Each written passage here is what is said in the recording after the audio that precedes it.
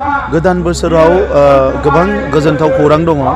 बिनि गेजेरावनो गासै 1216 एलिमेन्टारि फोरोंगिरिफोरनि एडभार्टाइज जानो थांगासिनो दङ आरो 1664 सेकेन्डारि फोरोंगिरिफोरनि एडभार्टाइज जानो थांगासिनो दङ आरो लोगोसे 3000 निख्रुइ बांसिन जोंहा थार्ड ग्रेड फोर्थ ग्रेडनि एडभार्टाइज जानो थांगासिनो दङ आरो लोगोसे 141 हायर सेकेन्डारिनि साबजेक्ट टिचारनिबो एडभार्टाइज जानो थांगासिनो दङ। दा बे गासैबो पस्टआव 6000 निख्रुइ बांसिन जोंनि लाइमोनफ्रा साख्रि मोनगोन बिटिसि एरियायाव। बेयो लाइमोनफोरनि थाखाय जोबोद मोजां खौरां। बिटिआर एकर्डनि 6.3 दफा बायदियै गं 10 कलेजखौ प्रभिन्सियेलाइज खालामनाय जाबाय। आरोबाव जिखिनि कलेजफोर थालांबाय बेखिनि कलेजनि गेजेरावबो जिखिनि कलेजा फिजिबिलिटि दङ, जिखिनिया क्राइटेरियाफोरखौ फुलफिल खालामनो हायो, बै कलेजखिनिखौ थाबैनो प्रभिन्सियेलाइज खालामनो थाखाय जोङो आसाम सरकारखौ नारसिनगासिनो दङ आरो आसामनि चिफ मिनिस्टार बिथाङा फेज वाइजआव मोनसेनि उनाव मोनसे खालामगोन होनदों। दा बेनिखायनो आङो फोथायो नैबे गं 10 कलेजखौ प्रभिन्सियेलाइज खालामनायनि उनाव थालांनाय माखासे कलेजखौ प्रभिन्सियेलाइजेसन खालामनायनि खामानिया थाबैनो जाफुंसारगोन। फरायसालिया माखासे आपग्रेड खालामनाय जाबाय आरो दायो गोजौ फरायसालियाव बर' बिजोंजों फरायनायनि हाबाफारियाबो जागायबाय।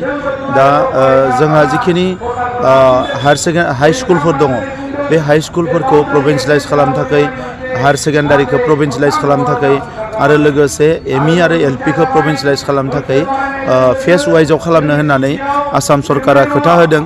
दा बेनिखायनो जोङो दाखालि जोंनि जि फार्स्ट फेज गं 10 कलेज प्रभिन्सियेलाइज खालामनायनि रिपर्टखौ आसाम सरकारनो हरनानै नेक्स्ट हायर सेकेन्डारि हाई स्कुलखौ प्रभिन्सियेलाइज खालामनो थाखाय जोङो आपिल खालामगोन। गोदान बोसोराव गोबां गोजोनथाव खौरां दङ।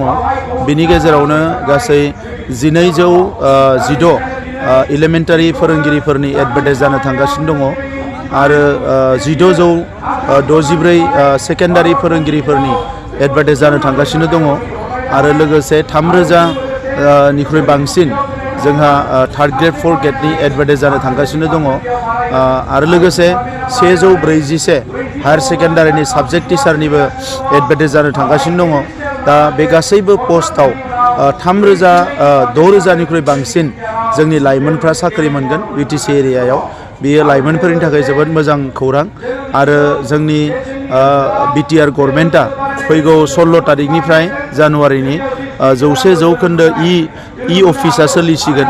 बेवहाय डिजिटाइज एबा इ अफिस इन्टारनेटजों अफिसा फुल्लि सोलिसिगोन आरो बेजों लोगोसे मागो दमासिनिफ्राय जोङो माखासे गोदान प्रजेक्टफोर लन्च खालामनो थाखाय रेडि खालामगासिनो दङ।